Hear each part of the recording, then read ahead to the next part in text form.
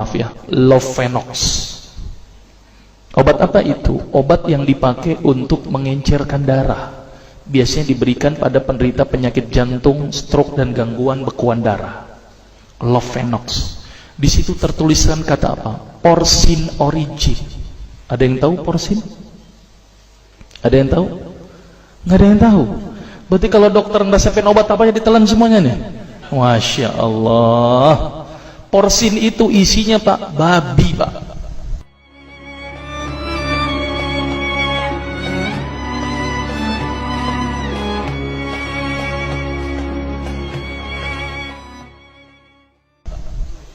Malah di boxnya tertulis kata-kata benar-benar bersumber dari babi. Saya bilang, waduh, berarti dok kalau antum ngeresepin porsin satu pasien, antum telan itu obatnya, kira-kira ibadah orang tersebut diterima nggak sama Allah? Diterima apa tidak? Tidak akan diterima dok. Siapa yang dipersalahkan nanti? Antum yang menuliskan resep. Satu, diambil lagi obat yang kedua. Saya cerita latar belakang dulu ya sebelum saya terapi senyum. Diambil obat yang kedua. Pada waktu itu diambil apa? Atrapid. Apa itu? Insulin. Tulisannya apa? Human insulin.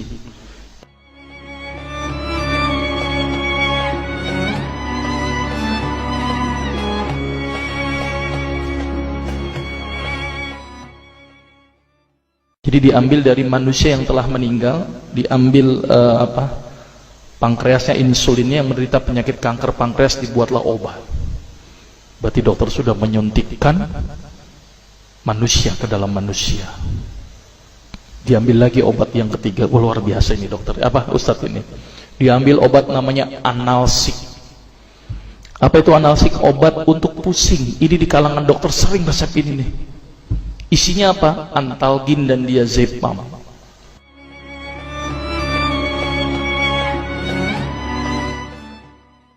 Diazepam, makanya kalau orang minum obat ini pasti ketagihan, saya yakin. Kalau minum obat warung nggak ngefek gitu. Karena kenapa? Karena mengandung diazepam. Diazepam itu apa? Narkoba Pak, bikin kita teler. Maka itu cara nyari uang paling gampang, kasih aja resepin analsik, pasti balik lagi dia. Karena kenapa? Narkobanya bikin kecanduan. Dia mengandung diazepam. Diazepam fatwa ulama bagaimana? Haram.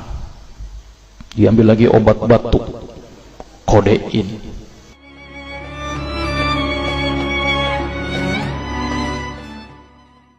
Maka itu kita minum obat batuk langsung hilang batuknya karena kodein. Kodein ini ternyata derivat dari narkoba. Berarti dokter sudah ngeresepin narkoba. Diambil semua obat sirup di depan saya, lihat semuanya. Ada nggak yang tidak mengandung alkohol? Semuanya mengandung alkohol. Sampai saya pikir, Masya Allah, berapa ribu pasien yang telah saya resepkan obat-obatan haram tersebut. Ini yang menjadi kegelisahan saya Pak. Maka itu saya beda haluan, kemudian belajar hadis, walaupun gak lulus-lulus biarin, gak apa-apa.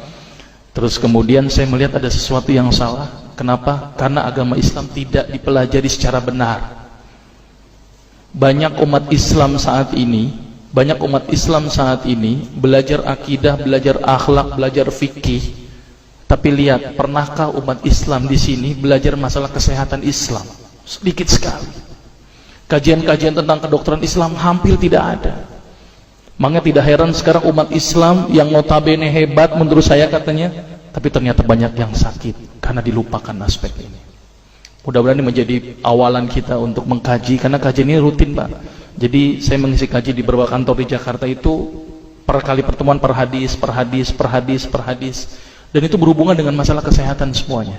Jadi ternyata Allah ini menurunkan ibadah, memerintahkan kita untuk sholat, puasa, tahajud, semuanya ini bukan untuk kepentingan Allah Pak.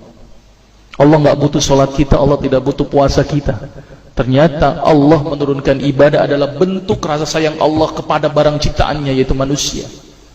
Seperti halnya orang menciptakan motor, mobil, maka di maintenance itu dengan adanya servis. Maka Allah juga memaintenance barang ciptaannya, yaitu manusia, dengan servis. Servis yang dilakukan adalah dengan ibadah. Jadi kalau seandainya kita tidak melakukan ibadah, sama aja tidak mau servis diri kita sendiri. Saya akan terangkan ternyata semua amalan yang dicontohkan Rasul itu bermanfaat dari sisi kesehatan. Saya akan mulai nanti dengan terapi senyum ya.